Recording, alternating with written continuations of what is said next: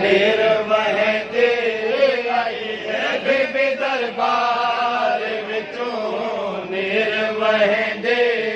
आई है बेबे दरबार विचों निर्वहते आई है बेबे दरबार विचों निर्वहते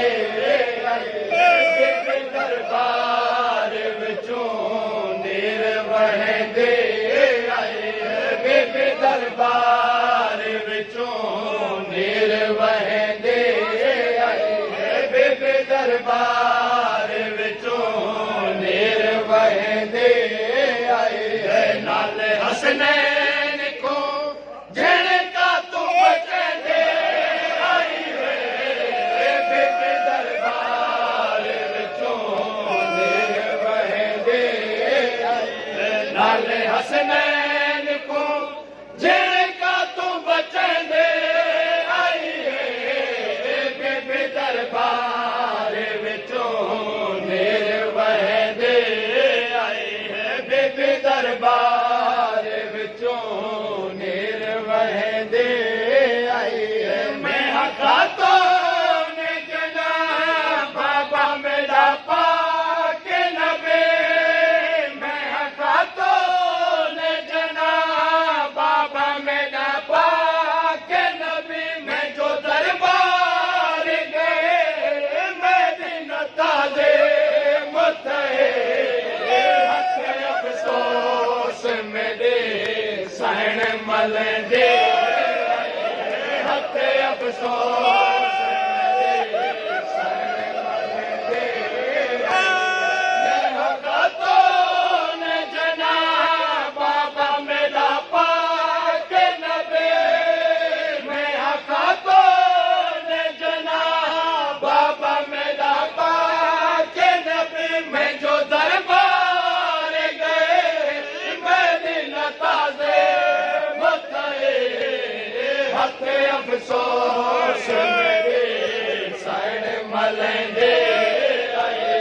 हथ अफसोस मेरे सहन मलंदे आई है बेबे दरबार विचों निर्वहते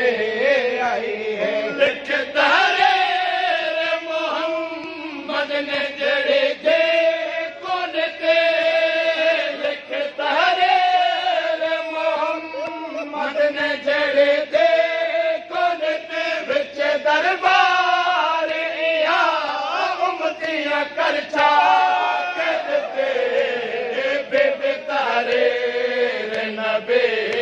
अखियां ते लगे बेबे तारे नबी अखियां ते लगे बेबे दरबार विचों निर्वहते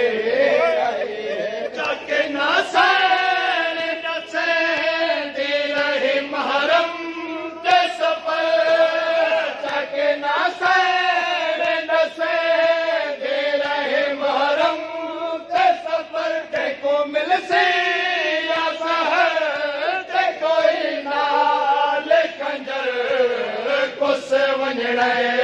तुसा पुत्रा को दसेंदे आई है कुस वञणे तुसा पुत्रा को दसेंदे आई है बेबे दरबार विचों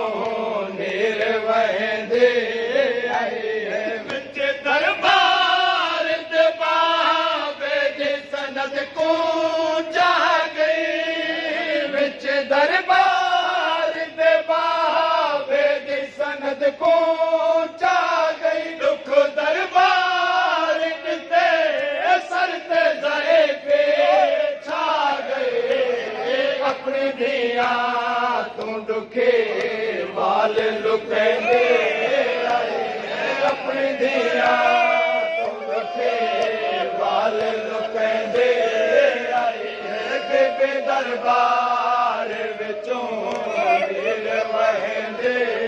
आई है विच दरबार ते बाबे दी सनद को चाह गई विच दरबार ते बाबे दी सनद को